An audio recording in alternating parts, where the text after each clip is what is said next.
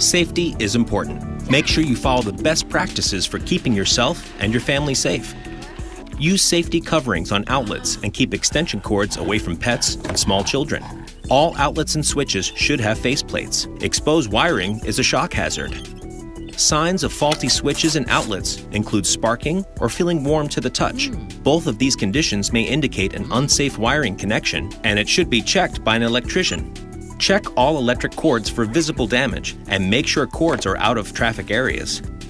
Check that extension cords are correctly rated for the amount of electricity needed. Never overload a cord with more than it can handle. To avoid excessive wear, ensure that cords don't run under rugs or furniture. Damaged cords can be dangerous. Never insert any metal objects into an appliance. Keep all cords away from hot surfaces like toasters, range tops, and ovens. Cords can be damaged by excessive heat. Never leave electric heaters and hot plates unattended when in use. Don't touch electrical devices when they are wet while standing on wet surfaces or where your body can create a path to ground. Check that all appliances are located away from the sink and bath. Electric equipment can injure you if it comes in contact with water. In kitchens, bathrooms, and near swimming pools, ask your electrician to replace the standard outlets with ground fault circuit interrupters or GFCIs. These provide shock protection by quickly cutting off the circuit and preventing injury. Remember, safety is for everyone. You can share safety tips with your family, friends, and neighbors.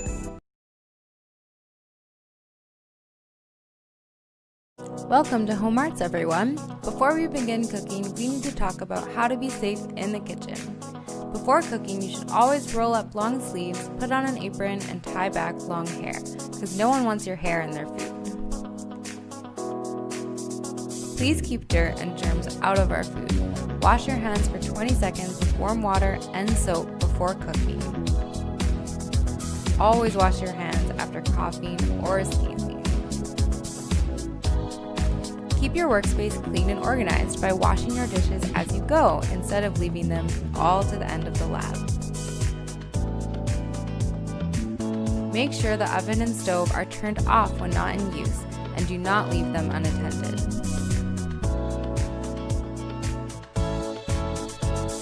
Always use oven mitts when handling hot utensils. Never use a towel, apron, or anything that is damp. Stand to the side when opening oven doors to allow the heat to release from the oven first. To avoid steam burns, remove the lids from hot items away from yourself and make sure handles are turned inward. Never throw water on a cooking fire. This is very dangerous and can result in serious injuries.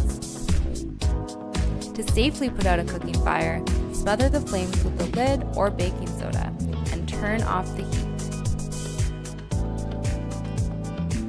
Clothing catches fire, lay on the ground and be covered by a fire blanket, or stop, drop, and roll. For minor burns, run the affected area under cold water until the pain is gone. Always let a teacher know if you are hurt.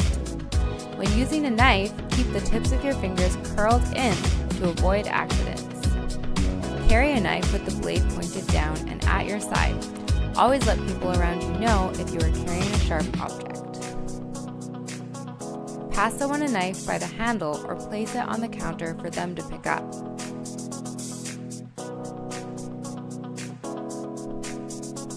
Never put a knife in a sink full of soapy water. It is difficult to see and someone could get hurt. Clean up spills right away so no one slips or falls.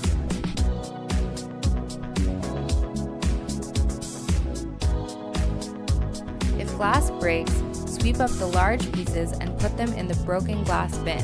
Then wipe the area with a damp paper towel. Remember, you should never run or roughhouse in the home arts room. Always follow safety directions and ask your teacher if you are unsure about something.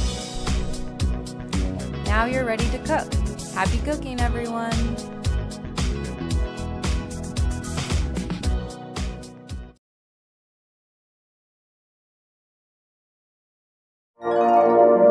I understand.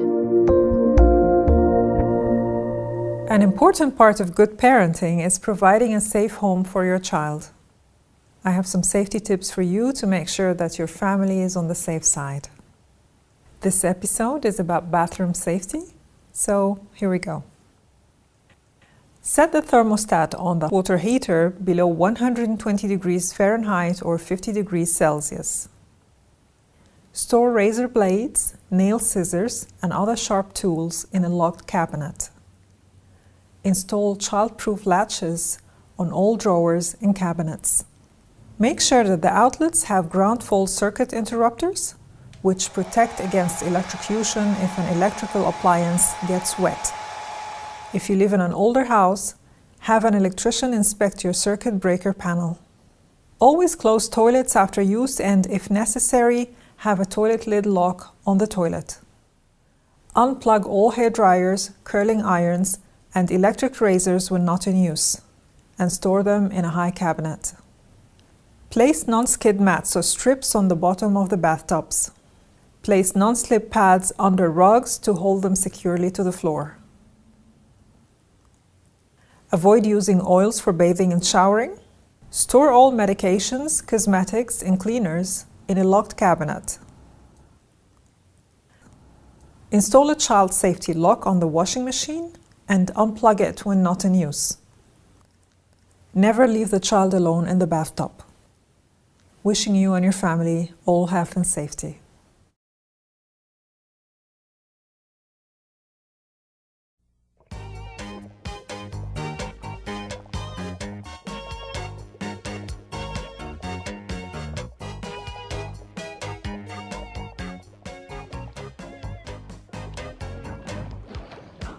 Ooh! Hi there! My name's Dewey, and I'm a water drop. Bet you didn't know this, but I'm real important. Without me, there would be no life on Earth. Did you know that? Thanks to water, trees and plants and pretty flowers can grow. Fish and frogs have a place to swim. And you'll always have something nice and cool to drink when you're thirsty. So now you know how important water really is. But guess what? You can find me in different shapes, like a solid, ooh, a gas, or a liquid. Like I said, all living things need water. But besides being real important to us, water can also be a lot of fun. Especially when it's hot outside and you want to cool off. These kids sure have the right idea. We're going to learn how to be safe when we're around water, so we can have a good time like our friends here.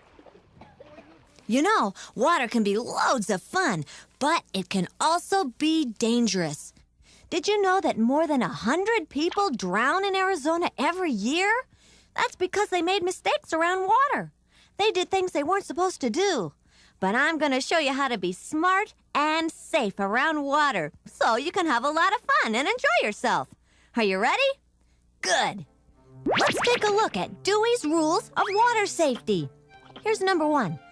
Always swim with an adult and never swim alone. This is real important to remember.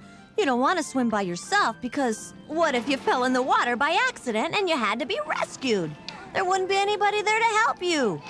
So make sure there's an adult close by before you go near the water, okay?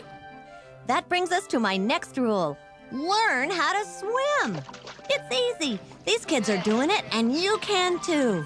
If you don't know how to swim, ask your parents if they'll sign you up for swimming lessons. They're offered at pools all throughout the city. Knowing how to swim is the best way to make sure you won't drown. Now, if you ever find yourself in trouble in the water, do what I'm doing right now. Relax. Be real calm and don't panic. Just do the survival float, like this. You can do it lying on your stomach or on your back. Your body will float naturally, so just remember to relax. Once you know how to swim, you can have a lot more fun in the water. But you have to be real careful about where you go swimming. And that brings me to another important rule. Always swim in safe places.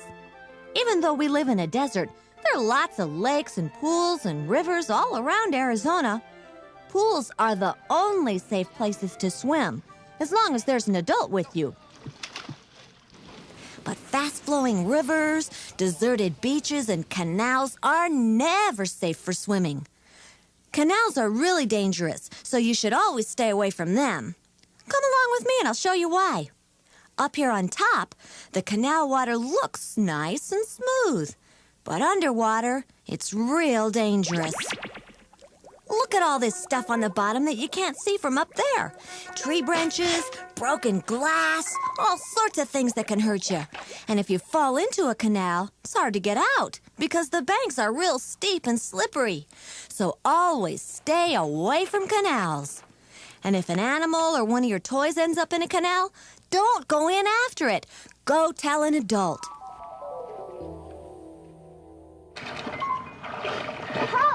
Now, what would you do if somebody else might be in trouble in the water? You can help them without jumping in. Just stay on the ground and throw them something that floats so they can hold on to it. A life preserver, raft, inner tube, anything that floats. Or you can give them the end of a towel or a pole. But make sure you don't fall in too. Hope someone's drowning.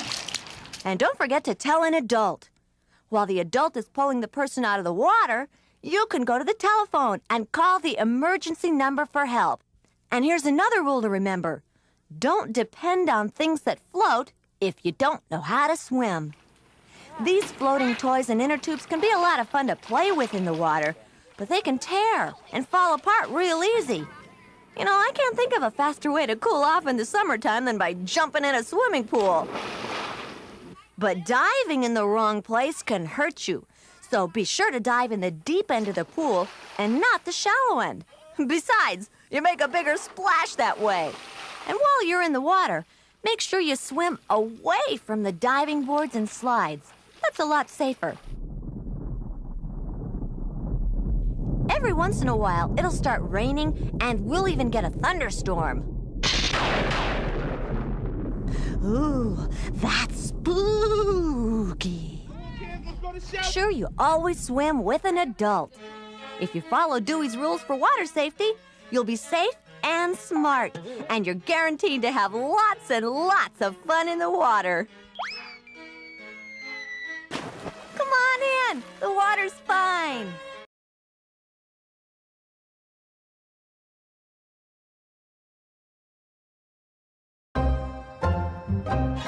About 200 people die each year in accidental house fires. People living in rented or shared accommodation are 7 times more likely to have a fire than homeowners. The most common causes of house fires are careless disposal of cigarettes and other tobacco products, unattended candles, electrical faults, and cooking accidents. Take the following steps to minimise the risk of fire. Make sure that smoke alarms are installed and regularly checked. Make sure that cigarettes are properly extinguished and disposed of. Report any electrical faults immediately. Don't leave burning candles unattended. You should also prepare a fire escape plan for all members of your household. Ensure that everyone knows their first and second escape routes, and escape routes are not blocked. Practice the plan.